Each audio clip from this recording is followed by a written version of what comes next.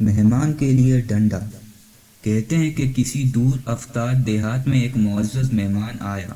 بڑی آؤ بھگت ہوئی، گاؤں کا گاؤں اس کے سامنے بچھا جا رہا تھا۔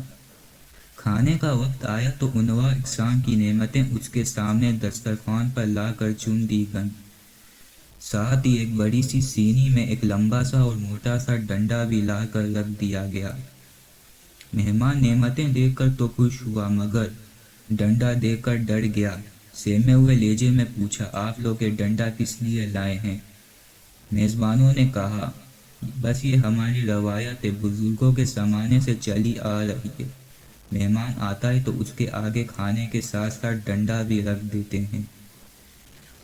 مہمان کی تسلی نہ ہوئی، اسے خوف ہوا کہ کہیں یہ تمام ضیافت کھانے کے بعد ڈنڈے سے ضیافت نہ کی جاتی ہو۔ اس نے پھر تفتیش کی، پھر بھی اس کا کچھ تو مقصد ہوگا، کچھ تو استعمال ہوگا۔ آخر صرف مہمان کے آگے ہی ڈنڈا کیوں رکھا جاتا ہے؟ میزبانوں میں سے ایک نے کہا، اے معزز مہمان، ہمیں تو نہ مقصد معلوم ہے نہ استعمال، بس یہ بزرگوں سے چلی آنے والی ایک رسم ہے، آپ بے خطر کھانا کھائیے۔ مہمان نے دل میں سوچا، بے خطر کیسے کھاؤں، خطرہ تو سامنے ہی رکھا ہوا ہے۔ پھر اس نے اعلان کر دیا، جب تک آپ لوگ یہ نہیں بتائیں گے کہ آپ کے یہاں بزرگوں کے زمانے سے مہمان کے دسترخوان پر ڈنڈا کیوں رکھا جاتا ہے، کیڑے کو پتھر میں رزق پہنچانے والے کی قسم، میں آپ کا ایک لقمہ بھی نہیں کھاؤں گا۔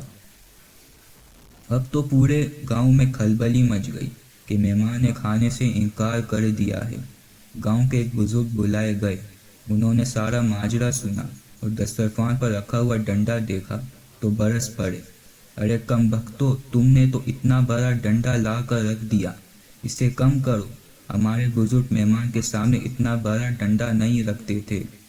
ڈنڈا فی الفور آڑی سے کاٹ کر 2-3 فٹ کم کر دیا گیا، مگر مہمان پھر بھی مطمئن نہیں ہوا، اسے اپنے سوال کا جواب درکار تھا۔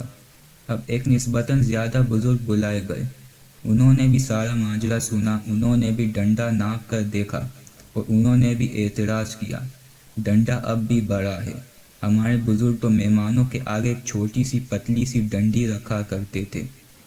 مذکورہ بزرگ کے کہنے پر باقی ماندہ ڈنڈا کاٹ کر اور چھیل کر ایک چھوٹی سی ڈنڈی بنا دیا گیا، گو کہ اب ڈنڈے کا سائز اور جسامت خطرے سے باہر ہو گئی تھی، مگر مہمان کا تجسس برقرار رہا۔ اب تک آنے والے بزرگوں نے صرف سائز اور خطرات ہی کم کیے تھے، اس کا استعمال اور اس کا مقصد کوئی نہ بتا سکا تھا۔ مہمان اب بھی کھانا زہر مارنے پر تیار نہ ہوا۔ اب ڈھونڈ ڈھانڈ کر گاؤں کا ایک ایسا بزرگ ڈنڈا ڈولی کر کے لایا گیا جس کے سر کے بال سفید ہو چکے تھے۔ محتاط سے محتاط اندازے کے مطابق بھی بزرگ کی عمر 99 سال سے کم نہ ہوگی۔ سجائی بھی کم دیتا تھا۔ جب انہیں ڈنڈے کی شکل و صورت اور اس کا سائز تفصیل سے بنایا گیا تو وہ بھڑک کر اپنی لاٹھی ڈھونڈنے لگے اور چیخ کر بولے، ارے عقل کے اندھو، ہمارے بزرگ مہمان کے سامنے ایک چھوٹی سی پیالی میں ایک ننھا منا تنکا رکھا کرتے تھے، تاکہ اگر مہمان کے دانتوں کی ریکھوں میں گوشت کا کوئی ریزہ پھنس جائے تو کھلال کر کے اسے نکال باہر کرے۔